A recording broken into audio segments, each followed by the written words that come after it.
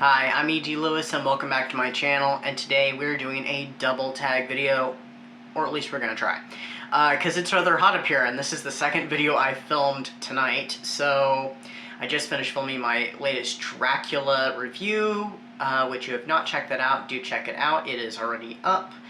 And yeah, let's get started because it's hot up here. So the first tag is the Read Smart tag. And this was created by Pros and Petticoats, and to readers it may concern. And I saw this on Jen's channel at Literary Love 123, and there are 8 prompts, and I have absolutely no answers prepared, so I'm going to try and think fast for the reasons I've already told you. Prompt number 1 is, what is your strategy to stay focused and engaged while reading? Well, there's thousands of things that are going on in my head at any given point, so that kind of is a struggle for me, but I try to choose times to read, usually in the evening when there's a lot less going on and I'm trying to wind down, but sometimes there's some distractions that still happen, like my phone may go off,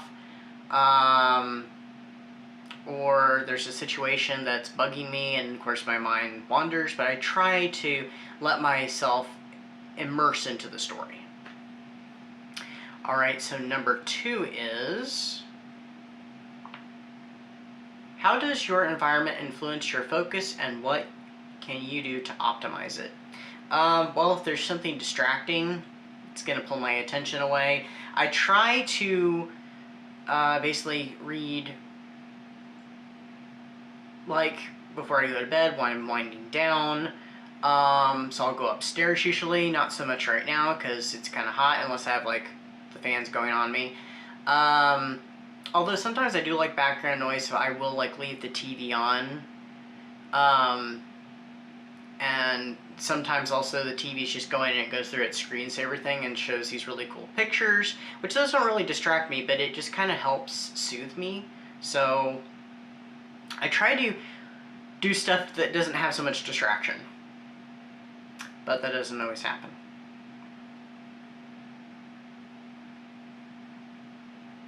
Three, what methods do you use to retain and recall information from what you've read?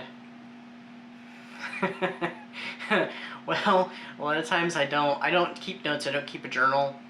I'm not very good with journaling of any kind, really, because I just can't keep up with it.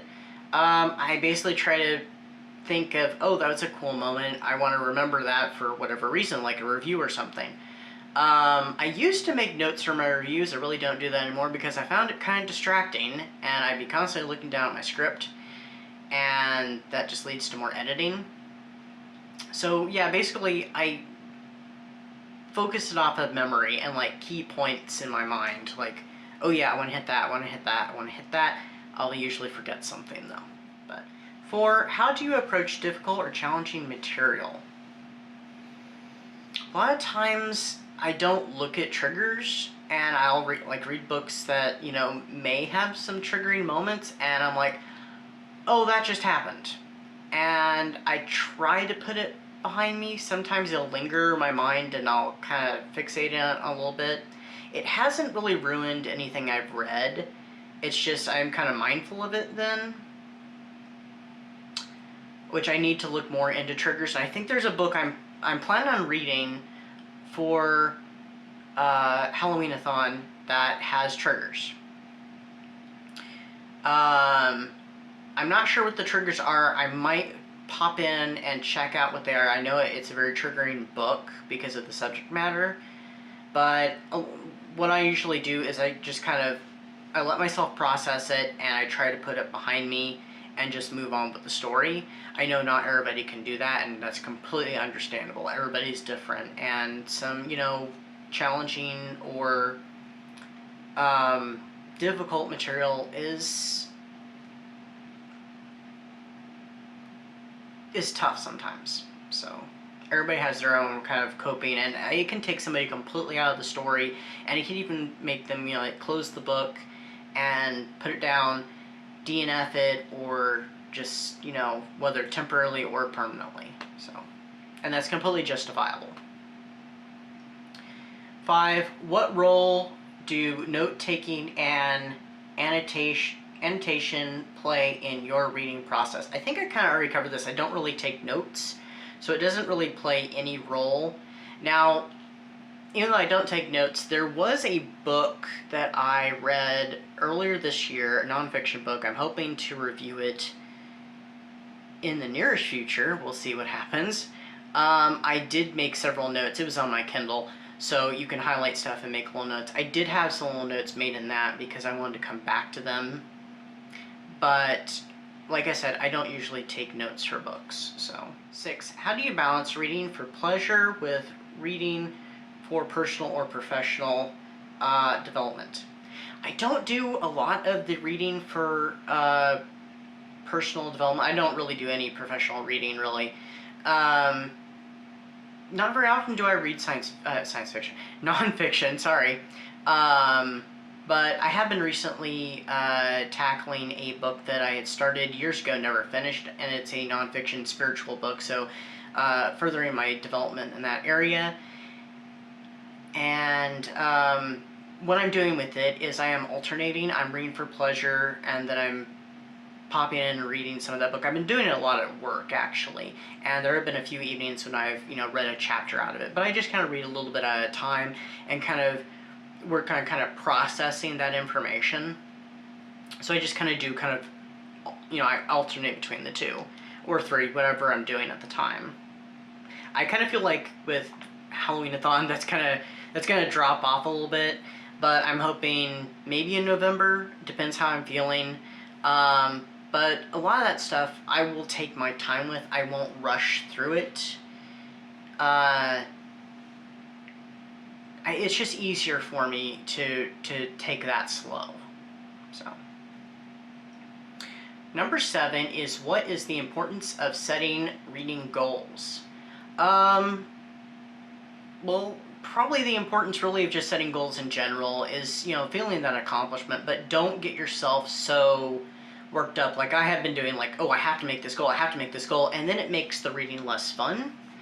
So reading goals and goals in general are important, but sometimes you have to slow yourself down and take care of yourself, because some of us can get a little too into it and can start stressing, and it makes it less fun. You might drop into a reading slump, and that's problems that I've been dealing with the past couple years. This year, I've been trying to work on that and take things a lot slower. I feel like, though, for Halloween-a-thon, it's going to speed up a little bit, and hopefully by the end of the year, the end of the calendar year, I will slow back down if I'm not slumpy, which I have a feeling that it might happen. But I feel like at that point of the year, it's going to be fine to even just slow down a bit. And that's one of the things I wanted to slow down this year. I've had moments where I have intentionally slowed down, and moments where I was kind of forced to. But, like I said, it's important to do those goals, but don't get in your head about it.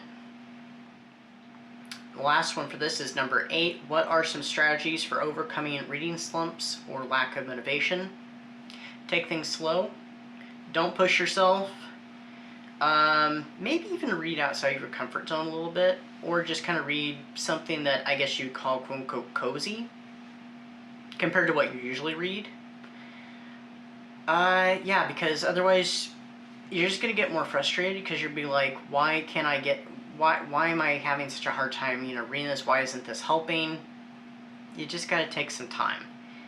And as for motivation, you could set little goals for yourself, not big ones, just little ones. And maybe celebrate those moments, because that might get you over those hurdles. So, all right, it's getting a little sweaty in here, and we're going to be moving on. All right, our second one is the winning title tag, and I was tagged by Bad is Rad too, so thank you, Bad, for tagging me. And this one is created by Heather Reeds, and there are 9 prompts to this one. It starts off with a question, and then each of the prompts continues the question. So, have you ever bought a book because it had, 1, a funny title? Yes, I'm pretty sure I have. And it was also because the idea behind the book. It was actually a series of books, like 3 or 4 of them, and they are I haven't read them yet, but they're Dracula books, as like Dracula as like a rom-com. And so I'm just like, yes, please. I have the bundle of them, but I have not read them yet. So, 2, a shocking title. Yes, and not just because of the shocking title, but I also had heard about this book anyway, and heard it was shocking for the time period, a little less so now. I don't know where that book is, though, but it's a gothic romance from the 70s. It's, one of the quote-unquote occult gothic ones, and, I'm trying to think what it's called, Her Demon Lover, I think is what it's called. I'll pop a picture on the screen, but I do have it, I just don't know where it is. It's one I really want to read at some point, so... And I think I had meant to I think it was on my possibilities for Gothic Hearts this year, but of course I didn't end up picking it. 3, a title that sounded like a line of poetry. That one I don't know. I honestly couldn't say. So I'm going to have to skip that one. But probably, maybe. So I'm not really sure on that one. 4, a title which made me ask a question. Oops, I almost dropped my phone. Again, this one I'm not entirely sure. When I asked a question, though, I was probably like, well, how does that work? Or, what? Or, what does that mean? What is this about? You know, price, I probably have. It's just I don't know anything off the top of my head. I'm looking at the books that I have. A lot of them would be, ooh, what's that, you know? But I would assume this to mean a much deeper question. But I don't see anything in my immediate vicinity. So. But I'm going to say yes, probably. I just don't know what in particular. 5, a heartwarming or homely, or maybe homey, title. Yes. Again, I can't remember what, though. Blame it on the heat. Blame it on the heat. Yes, I'm pretty sure. And I'm going to say probably on my Kindle. So I'll look through my Kindle and I will flash up a picture somewhere on the screen. Because, again, there's nothing really close by, because a lot of the books that I have close by that I'm looking at are not heartwarming. They're rather weird titles, spooky titles, or kind of spicy titles, so. Ooh, actually, no. Well, I will pop some on the screen, but I just remembered something, and it's right next to me, actually. Actually, kind of saw the corner of my eye, and that's what reminded me. I'm like, oh, perfect. Okay, yes. Big Ethel Energy, Archie Comics, newer Archie Comics, because, I mean, that's, you know, that's pretty positive, Big Ethel Energy, because it's the main character is Ethel Muggs, and I think in this story, even though I haven't read it, she's very much come into her own, so. 6, a title with an unusual combination of words. I would assume like a weird title, so...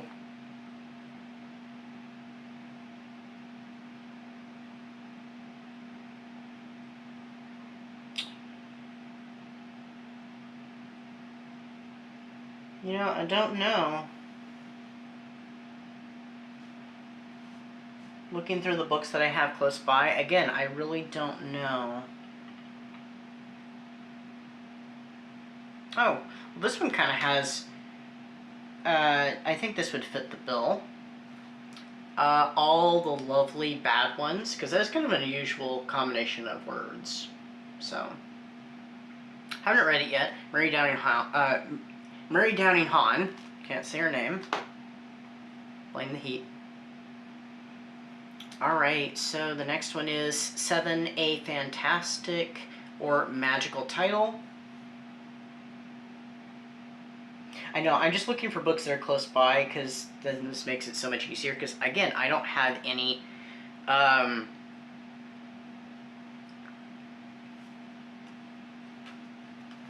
prepared answers.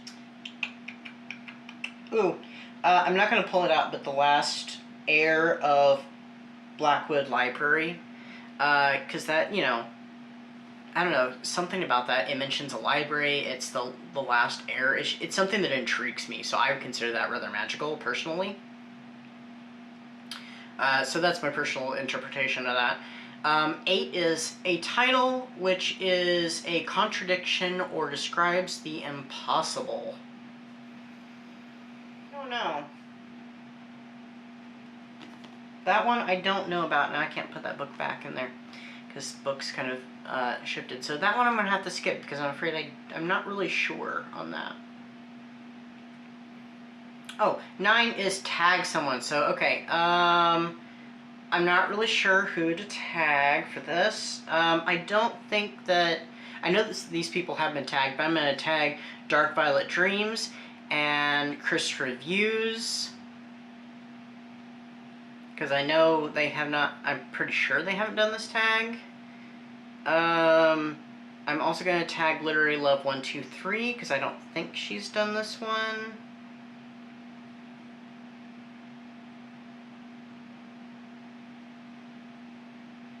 I'm going to tag Regina at Regina's Haunted Library.